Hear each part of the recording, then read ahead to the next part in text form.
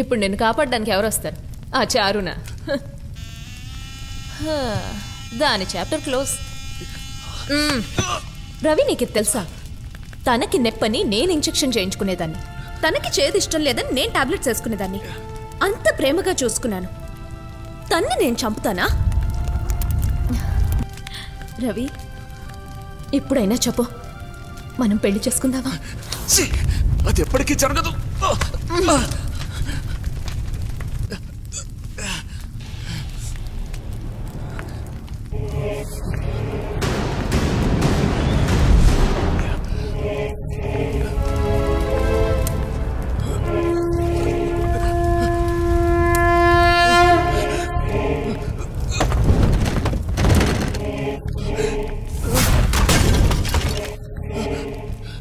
ఏయ్, అతుక్కుని పుట్టడం నా తప్ప, లేక ఒకేలాగా ఉండడం నా తప్ప? తప్పనుకుంటే ప్రతిదీ తప్పే. రా, ఇద్దరం కలిసి కాలి పొడుతవుతాం. కనీసం మనం చావులో అయినా ఉంటాం.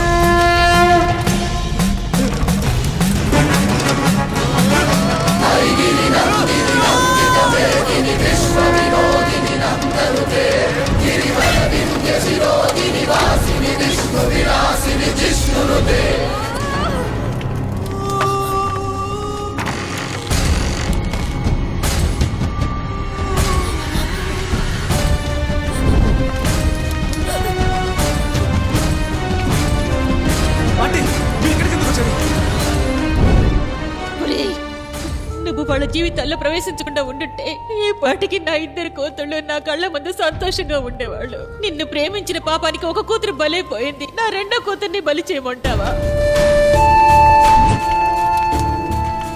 ఏంటి, నన్ను చంపుతావా?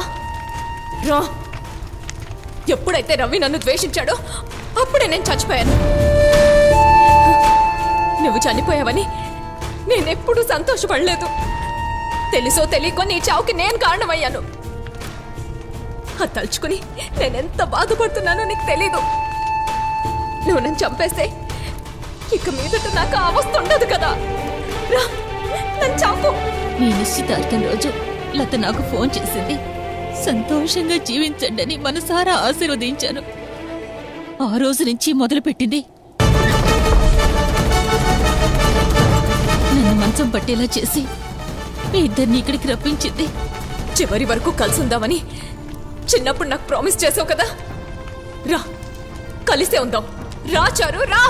లత చివరి వరకు చారు వేషంలోనే నీతో జీవించకూడదనే నీకు నిజం చెప్పాను. తనని అర్థం చేసుకుని భారీగా స్వీకరిస్తావు అనుకున్నాను. చారు నుంచి లతని కాపాడడం నా వల్ల కాదు, కానీ నువ్వు కాపాడగలవు.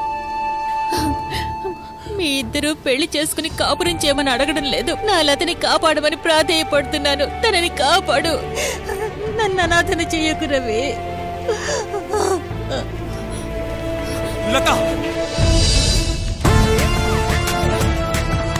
నువ్వెందుకు వచ్చావు ఇక్కడికి? లత, నేను నిన్ను చావనివ్వను.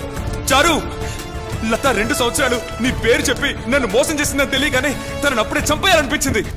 కానీ తను అడిగిన ప్రశ్నలకి నా దగ్గర సమాధానాలు లేవు. నన్ను లవ్ చేయడం తప్ప తను ఇంకేం తప్పు చేసింది? తను చేసింది తప్పైతే నేను నిన్ను లవ్ చేయడం కూడా తప్పే. నేను లతను చావనివ్వను. నువ్వు ఒప్పుకుంటే నేను తనని పెళ్లి చేసుకుంటాను, లేదంటే తనతో ఇక్కడే చచ్చిపోతాను.